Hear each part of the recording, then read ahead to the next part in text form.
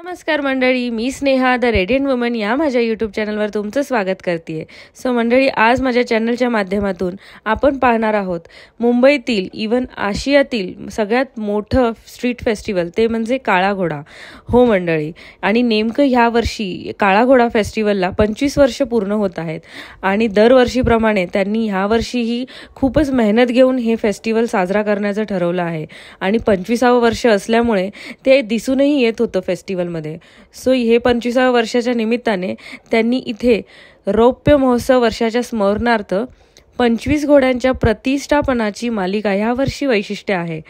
हे फेस्टिवल 25 जानेवारी ते 2 फेब्रुवारी दरम्यान नियोजित करण्यात आलं आहे आणि हे 25वं वर्ष असल्यामुळे इथे 400हून अधिक कार्यक्रमाचे आयोजन करण्याचे वचन इकडच्या आयोजकांनी केलेले आहेत, ज्याच्यामध्ये संगीत, कला, नृत्य, नाट्य, साहित्य, सिनेमा, खाद्यपदार्थ, हेरिटेज वॉक, स्टँडअप कॉमेडी आणि लहान मुलांचे कार्यक्रम असे समाविष्ट आहेत.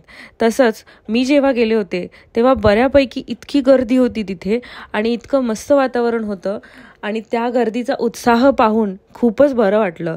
आणि तसंच वेगवेगळ्या राज्यातून म्हणजे हिमाचल, पंजाब, बंगाल, गुजरात आणि केरळ ह्यासारख्या ठिकाणाहून त्यांची विशेषता घेऊन आलेले, म्हणजे तिकडचे खाद्यपदार्थ, परत तिकडचा पेहरावा आणि बऱ्याचशा सजावटीच्या गोष्टी आणि तसेच अँटिक गोष्टी, म्हणजे ज्या खूप रेअर केसमध्ये आपल्या भारतामध्ये अवेलेबल होतात. सो अशा गोष्टींचं सुद्धा एक्झिबिशन लागलं होतं.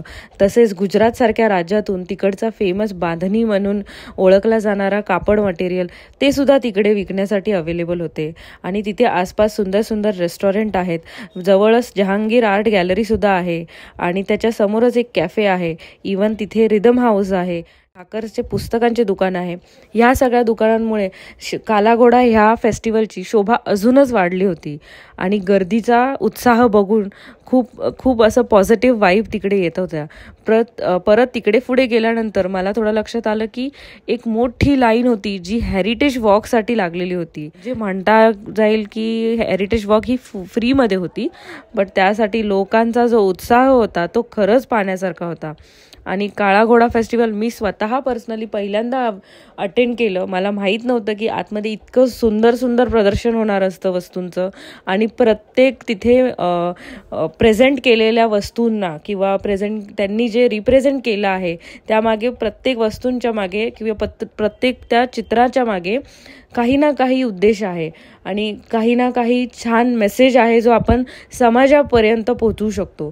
सो ह्या सगळ्या गोष्टींच्या माध्यमातून एक चांगला संदेश आपल्या समाजात पोहोचतोय. सो मंडळी, तुम्ही पण लवकरच व्हिजिट करून या 25 जानेवारी ते 2 फेब्रुवारी दरम्यान काळा घोडा फेस्टिवलला.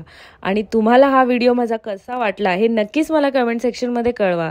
तर भेटूया आपण माझ्या पुढच्या ब्लॉगमध्ये. बाय.